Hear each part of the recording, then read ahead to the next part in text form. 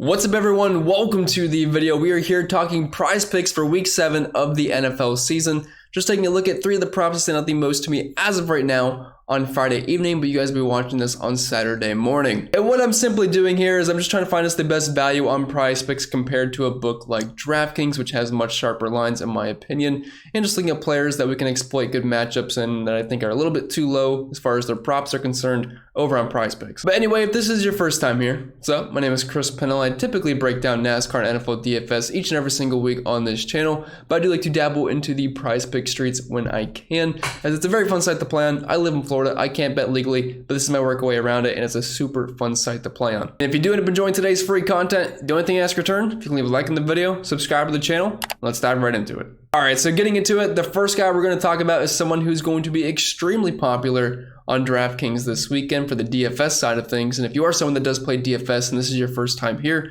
I do cover that as well. And I do offer premium content, including projections, ownership projections, optimizers, all that fun stuff, you name it, I probably do offer it. So come and check it out if you want. Anyway, getting back to just specifically props here. We're talking Josh Jacobs. He's at 80.5 rushing yards over on PrizePicks, 81.5 over on DK. He's currently minus 115 for that. But it's at 80.5 yards. That seems a bit too low for a guy who's in a perfect, and I mean perfect spot. There is basically no flaws in the matchup or the game script or really anything for Josh Jacobs this weekend. He's playing at home. He's a home favorite, touchdown home favorite at that, and a very healthy 26.25 implied team total. And he plays basically all the snaps. You don't really have to worry about anybody else stealing carries back there. Brandon Bolden comes in for some passing down work, but even then, Josh Jacobs has been involved in the passing game this year, but on the season, nearly 20 carries per game, close to 100 rushing yards per game. Like on the season, he's averaging 97.8. The prop's only 80.5. In the past 2 weeks, he had 28 carries for 144 yards versus Denver, 21 carries for, I believe, 154 yards versus the Kansas City Chiefs. Now you give me a matchup versus the Texans, who are allowing over 130 rushing yards per game, 29th DVA versus the run, and allowing the most fantasy points per game to the running back position. Everything is screaming to play Josh Jacobs. Maybe this is too good of a spot and it's a trap, but if you're just looking at the numbers, the matchups, and everything else, game script in Vegas, everything is pointing towards the direction of Josh Jacobs probably getting close to that century mark. And moving on to our second prop here, it's not a sexy one, and it's not really a fun one to talk about. It's probably a player a lot of you don't know too much about. But we're looking at the Otten prop, which is currently sitting at 27.5 over on PrizePicks. It's at 28.5 on the DK Sportsbook, and the over is currently sitting at minus 135. So I do think this number will rise a little bit on PrizePicks, but we just got news that Cameron Brate is going to be out again this week, and he already missed week 5 this year, and that's when Otten had a pretty good game. And there's always going to be value to being the tight end 1 in the offense with Tom Brady under center because we know he likes his tight ends. But in week 5, Otten saw nearly 100% of the snaps, is over 90%, 7 targets, 6 catches, and 43 yards versus the Atlanta Falcons. And even last week, where Cameron Brate got dinged up at some point, 3 targets, 2 catches for 23 yards. Didn't quite get that 27.5 yard threshold, but it's not like he started the game. It's just the main tight end. And then in week 4, when Brate got messed up, 4 targets, 3 catches, 29 yards.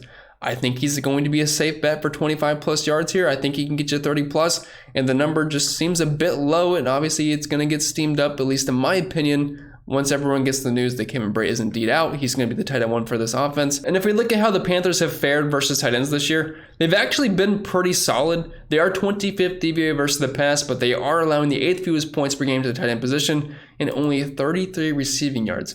So it's not great. They've played some decent tight ends so far this year, but it's really all about opportunity. And with Cameron Brate being out, this is going to open up a lot for Otten. He doesn't have to do much here. We're not talking like we need 60 plus yards. We only need a few catches to get him over that 27.5 yard threshold, which I don't think is going to be too much of a problem. Plus the Panthers seem to just be completely giving up on the season. They traded CMC away, and they basically have DJ Moore, and it's just a bunch of hot pile of garbage left. And before we get into our next pick, if you are a new signee over on PrizePicks and this is your first time viewing the site, you can sign up using the promo code CPEN to take advantage of the instant deposit match bonus up to $100 deal that they have going on, and there's no strings attached to it. It is free money. Please use it to your advantage, and you always usually have promos that you can take advantage of as well, but you can use the link down below in the description or have it at PrizePicks.com and make sure you use promo code CPEN, and it'll help us both out. Anyway, getting into the third and final pick here, we are looking at taking the over on Zeke Elliott, 65.5 rushing yards. And trust me, I am not a huge fan of Zeke. I hate rostering him. I just don't think he's that great of a running back anymore these days. But it's hard to ignore an RB1 in an offense that's getting Dak Prescott back. Should put up a lot of points this week playing at home and facing the putrid, and I say that lightly, the putrid Detroit Lions defense. They've been absolutely awful this year. And this number seems pretty solid. It's 65.5 over on PrizePicks, over on DraftKings. It is currently sitting at 64.5, but it's also minus 120 for the over on that one. And while he's only gone over this prop in 50% of his games so far this year, it is only a 6-week sample size. It's just like Josh Jacobs, who we talked about a little bit ago.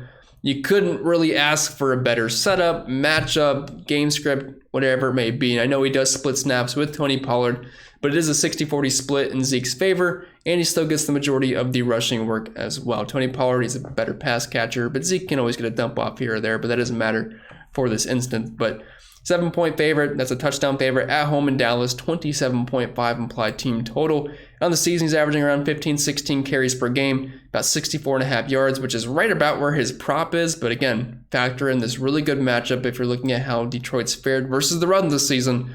Second to last, 31st DVOA versus the run, allowing the second most points per game to the running back position, nearly 130 rushing yards per game. Yeah, it's pretty hard not to like Zeke here. And also on DraftKings, he's only $6,000, and a lot of people are going to play the passing attack with Dak Prescott and CeeDee Lamb. If you want to try to get different, I'm not saying he's going to be completely forgotten about, but Zeke is only $6,000, and if he plunges into the end zone a couple of times, you'll be quite happy, and that's something the Lions have allowed a lot this season, as they're averaging over 1.5 rushing touchdowns allowed specifically to running backs. So for Zeke here at 65.5 yards, while that is over a season average, I still like that he's minus 120 to hit the over on 64.5. And this matchup is absolutely awesome. And the fact that the Cowboys are getting Dak Prescott back is going to open up the offense because the defense has to respect the pass a little bit more. You have weapons like CeeDee Lamb and Michael Gallup on the outside, which should open up some running lanes for Zeke Elliott and I guess Tony Pollard as well, but hopefully more so for Zeke. I did want to mention a little bonus one here. I know I said only 3. That's why it's going to be quick. But Kenneth Walker is currently sitting at 67.5 on both PrizePicks and DraftKings,